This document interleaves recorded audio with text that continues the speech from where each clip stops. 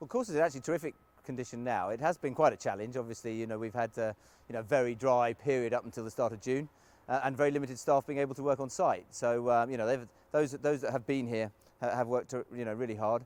Plenty of watering, but the track is in terrific shape actually. William Haggish just walked it. He had a quick chat with me and he was delighted with it too. It's good on the straight course and good to soft in places on the round course at the moment, with a forecast that looks a little bit challenging because they do talk about it getting warm and possibly triggering off some thundery showers. So it's difficult to know what quite to expect at this point. And what difference and what challenges has the current epidemic or pandemic made to you in preparing the course for the Royal Meeting? Well, it just meant that we've had less people on being able to work during that sort of April-May period.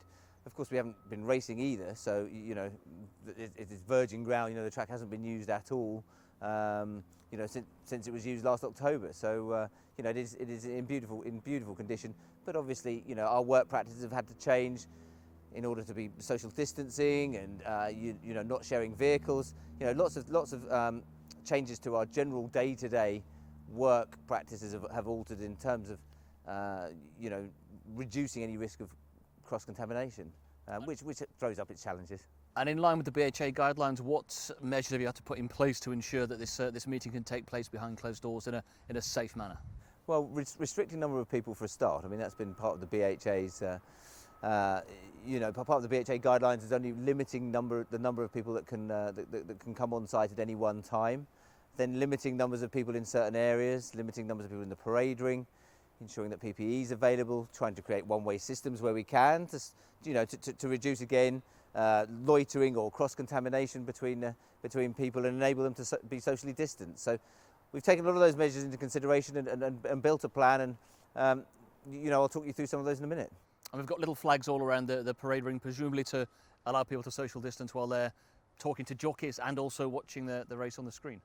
Absolutely. Well, those flags are just there so we can put the paint onto the grass this afternoon. So we're just setting that up now to make sure that we've got the positions in the right place. But you're right, yeah, those positions in the parade will be marked so people can stand and make sure that the pre-race briefings are done in a socially distant manner.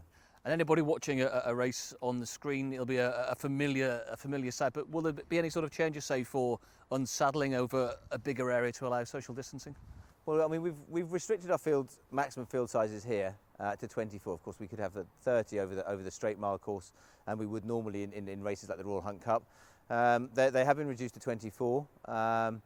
This is an increase on what other race courses have been having as safety factors. 12 has been the current or the usual maximum number that other race courses have been having. We've got 24. We have got a large parade ring. We have got a reasonable sized unsaddling enclosure. We'll have the first 4 coming back into the parade ring to unsaddle, and then the 20 that will be unsaddling in the normal unsaddling enclosure will be encouraged to spread out. I don't think you can kind of put fixed spots for them to after a race to unsaddle. It doesn't really work well like that with horses, but they will be encouraged to give each other plenty of space. And you've touched on the weather forecast. You've now got a real-time weather forecasting station here. We have actually, yeah. We've been able to link our own weather station with our going map, and Turf Tracks have helped us do that. So, and that's available on our website. So it gives you kind of up to the minute rainfall, evapotranspiration, wind direction, wind speed, and we include on that. We've been taking soil moisture readings here for a number of years now, about 3 years, all through the summer, and that's information that we're also going to be publicising when we update our going stick readings. So those moisture readings are taken with a moisture meter at the same time as the going stick readings are taken, and then we're updating the website with that information too.